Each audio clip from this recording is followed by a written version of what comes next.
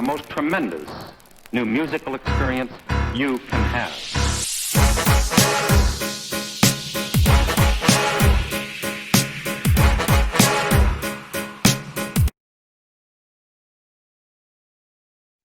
Hey, what's up, y'all? It's Logan, and I'm here bringing y'all this review to this newest City Morgue album called Toxic Boogaloo. Now, I'm literally recording this right off the heels of my Lecrae reaction video, so if you haven't seen that, go check that out. But just getting right into this one, this is their third album in as many years. The first being City Morgue Volume 1, Hell or High Water. The second being City Morgue Volume 2, As Good as Dead. This one, again, being their third effort, they keep it all the same here. I really enjoy that. Just a little bit of background knowledge on who City Morgue is, though. It is the duo of Zillakami and Sos Mula. They are a rap and metal infused group. I really enjoy that. I would say they're more rap heavy, specifically in their influences, but you can tell from their sound that they have a lot of metal influences as well, just with the way they're screaming, the guitar riffs and drum beats and such as that. So yeah, I've really enjoyed their previous two albums. I enjoy their feature work. You know, they got a Denzel Curry feature on the last one, Volume 2. And also Zillakami was featured on Vengeance by Denzel Curry off of Taboo, which is probably my favorite, you know, top 3 off of that album anyways. You know that's a 10 for me. Love that album. Absolutely. But anyways, yeah, going more into this one, I have enjoyed all of their albums so far. Both of them, Volume 1 and Volume 2, both are 8 out of 10s for me, although I enjoyed Volume 1 a bit more. It just had more standouts. But getting into this one with the pros, I love their sound. It's such a great mixture of the two genres. It's perfect for someone like me who enjoys artists such as Eminem, Tech Nine, you know, the people that are more similar to these guys, along with, you know, Suicide Boys, but also going back to like let's see, Tupac, Biggie, Nas, you know, if you have that rap influence clear. Also going forward to like Denzel Curry, people like that. But then also on the other side of the spectrum with like Nirvana, Metallica being my favorite rock group of all time, you know, the Led Zeppelins, you know, so many different rock groups as well. So if you were raised on both of those things, this is like the perfect marriage of that together.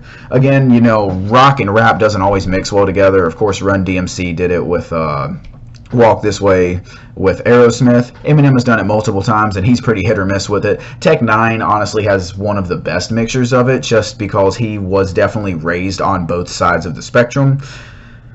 But this is at a whole different level. Like, not many people have ever even attempted to mix this level of rock. Like, it's not just rock. It's not just Aerosmith like Eminem and Run DMC have done. No, this is metal mixed with rap and low-key kind of trap, just mixed together like that.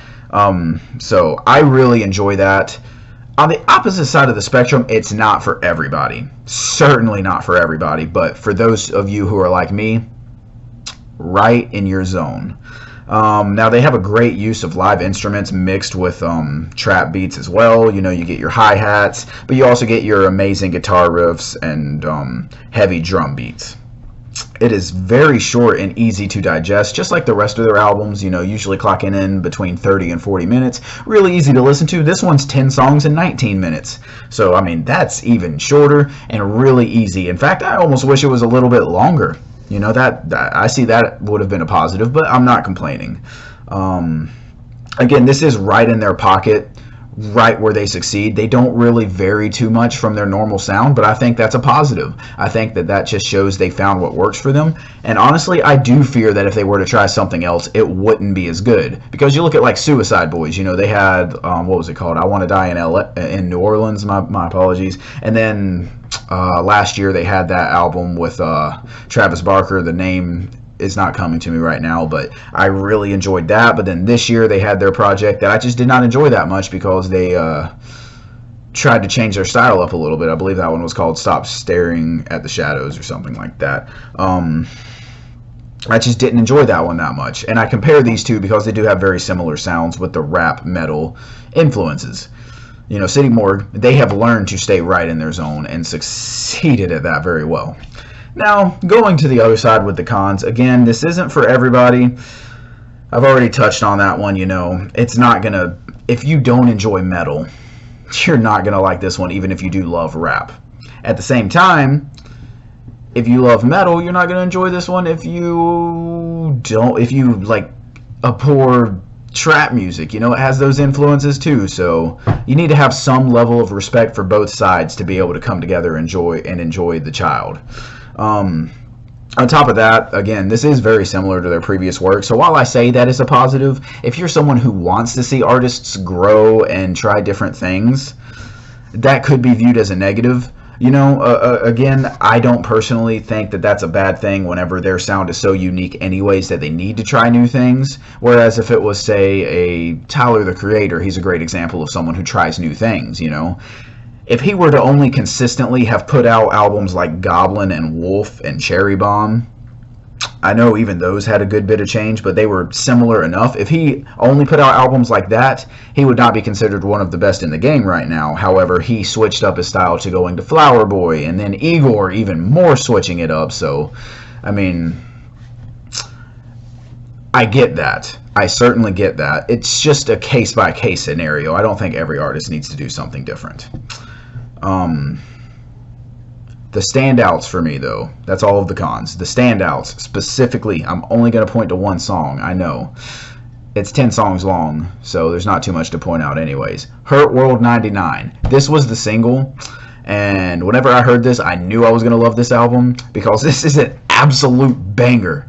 Absolute banger. Amazing guitar riffs. Probably the best beat altogether on this album. Amazing drum beats. It just sounds like a classic grunge punk hit with the trap influences, of course. And the hook on this one, I mean, they're just going in, H-U-R-T, H-U-R-T. Oh my god. Ooh. Oh, it gets you hype. It gets you ready to go in and punch somebody, This is going to be an absolute banger whenever concerts are eventually allowed to happen again. And they're having a mosh pit. I've already seen Zillakami just finally got more active on Twitter again, and he was talking about not being able to wait to jump into the mosh pit with the fans and all that. He could not wait, so I thought that was hilarious, and this song is going to be the one for that. But, I mean, that's what their entire discography is. It's just a bunch of aggressive bangers that really bring out the best of both sides of their influences.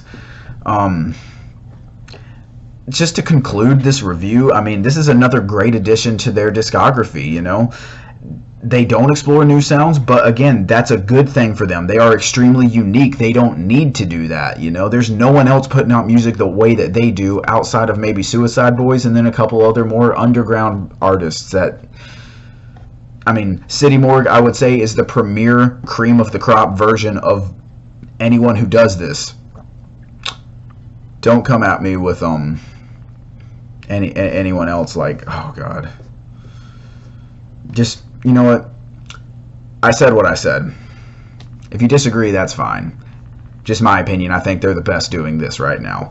Either way, getting back to my conclusion, they're extremely unique, and this is another great addition to their music library. As someone who grew up as a nerd of both genres of music, right in my wheelhouse. I love it. It's a great marriage of the two. I also love the fact that they are willing to, in a 10-track album, leave 4 songs specifically set aside as solo songs. So if you look at the track list, it's like City Morgue, Zillakami song, City Morgue, Sos Mula song, So Zillakami got 2 songs on his own, Sos Mula got 2 songs on his own. So I thought that was really cool that they allowed both artists to shine on their own. They've done that on all of their projects so far. I'm just glad that they continue to do that. That way it doesn't get completely stale. You get songs where both of them are having their influences, then it's like, okay, this is just your song, so it's a little bit of a change of pace, and then, okay, this is just your song, so it's a different change of pace.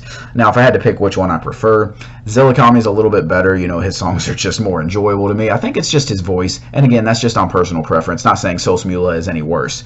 Definitely not any worse. That's just a personal preference thing. I still really enjoy both of their songs individually, so it's not like I'm saying, okay, Zillakami's great, but Sos Mula sucks. Definitely not. Both of them are great. They're better together, but they are both great individually as well. I am curious to see if we will get a solo record from them, but I guess we'll see when we get there. As of now, I'm not saying I need one, because I think they are at their best when they're working together. And their best is really freaking good. Again, going in on this one, I stretch to say this. I might enjoy this one more than Volume 2, but I can't go so far as to say it's better than Volume 1. So being that it falls right in the middle there, you could probably, as I said earlier, go ahead and guess what my rating is. That's right, just like the first two, I am going with a solid 8 out of 10 on this one.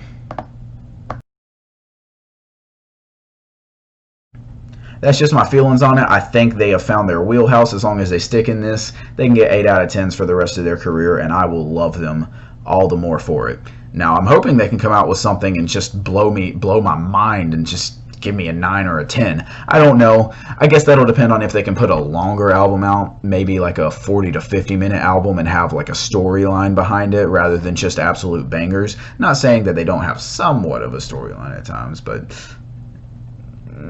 it's mostly just bangers, let's be honest. Anyways, really good. I think if you enjoy this type of music, you will enjoy this one. I loved it. I'm going to come back to it so many times. I don't personally have any playlists that any of these songs will really fit on, but I don't care. I'm just going to listen to the whole album. It's 20 minutes long. Come on. Really easy to listen to, really enjoyable. Check this one out.